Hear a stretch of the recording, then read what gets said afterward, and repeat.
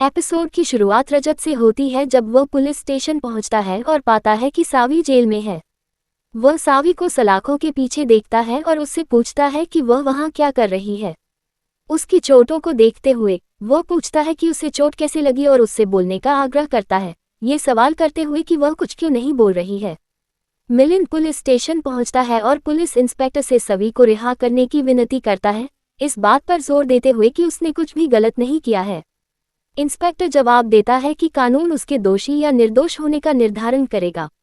मिलिंद पूछता है कि क्या वह सवी से मिल सकता है और इंस्पेक्टर एक कांस्टेबल को उसे अंदर जाने की अनुमति देने का निर्देश देता है।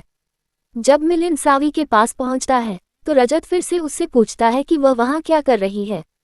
सावी चुप रहती है। रजत फिर मिलिंद से पूछता है कि वह वहां क्यों है, जिस पर मिलिंद जवाब देता है कि सावी ने उसे बुलाया है। रजत मिलिंद से अपनी निराशा व्यक्त करते हुए कहता है कि सावी उसे यह नहीं बता रही है कि वह जेल में क्यों है। पुलिस इंस्पेक्टर उनके पास आता है और रजत और मिलिंद को बताता है कि सावी ने कथित तौर पर एक सहकर्मी को धमकी दी है और कहा है कि अगर उसने उसकी मांगें नहीं मानी तो वह उसकी मां को मार डालेगी। रजत और मिलिंद दोनों का तर्क है कि सावी कभी ऐसी धमकी नहीं देगी।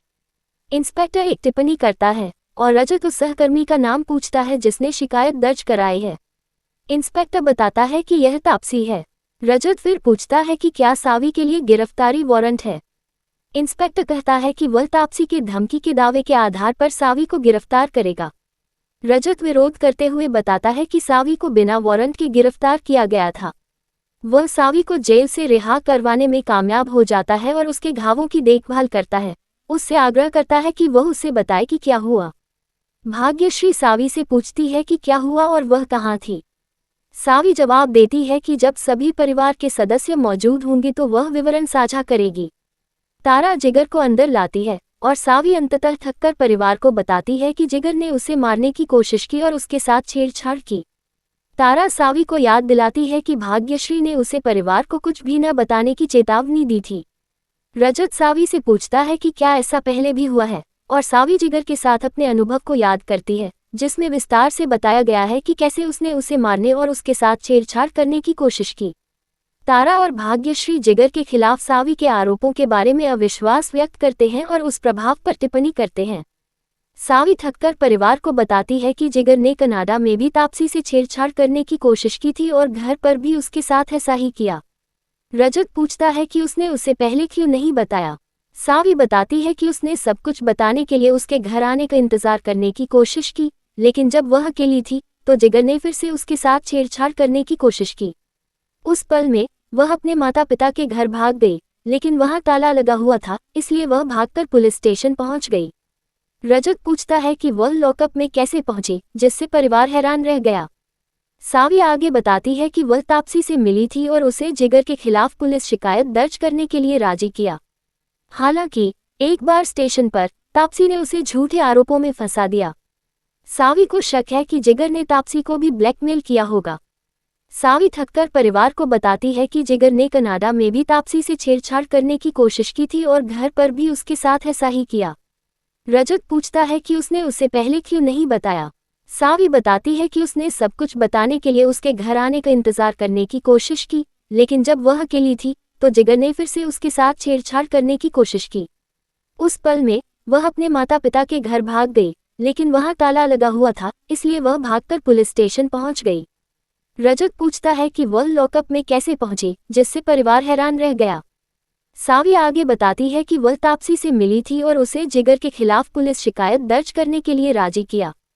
हालांकि एक बार स्टेशन पर तापसी ने उसे झूठे आरोपों में फंसा दिया। सावी को शक है कि जिगर ने तापसी को भी ब्लैकमेल किया होगा। तारा सावी से कहती है कि वह अपने पति को दोष देना बंद करे और पूछती है कि उसने या उसकी बेटी ने क्या गलतियां की हैं। जिगर तारा को बीच में रोकता है और कहता है कि वह सावी के आरोपों को स्वीकार करने के लिए तैयार है। भाग्यश्री जिगर से दोष न लेने का आग्रह करती है और कहती है कि उसे अपने परिवार पर भरोसा है, ये जानते हुए कि उनमें से कोई भी ऐसा कृत्य नहीं कर सकता। तारा जिगर को दोष न लेने के लिए प्रोत्साहित करती है और जोर देकर कहती है कि वह कहानी का अपना पक्ष साझा करे। जिगर जवाब देता है कि वह दोष लेना और छोड़ना पसंद करता है। परिवार के सदस्य जोर देते हैं कि वे उस पर भरोसा करते हैं। जिगर ने घोषणा की कि उसने उनके घर में लिव इन दामाद के रूप में आकर गलती की है और कहा कि वह वहां रहना जारी नहीं रख सकता। तारा रजत से हस्तक्षेप करने की विनती करती है और सावी से उसका जीवन बर्बाद न करने का आग्रह करती है। सावी तारा से सच्चाई स्वीकार करने और जिगर को जाने देने के लिए कहता है। जिगर कहता है कि वह जाने से पहले अपनी बेगुनाही साबित करेगा। वह तारा को वह अनुचित संदेश दिखाता है जो सावी ने उससे भेजा था। संदेश देखकर तारा चौंक जाती है। वह सावी को थप्पड़ मारती है जिससे सभी चौंक जाते हैं। अब कॉमिंस्ट्री आशिका सावी को चरित्रहीन कहती है और उसे साई से मिलने से रोकती है। सावी का अपमान होता है और उसे स्कूल से सस्पेंड कर दिया जाता है।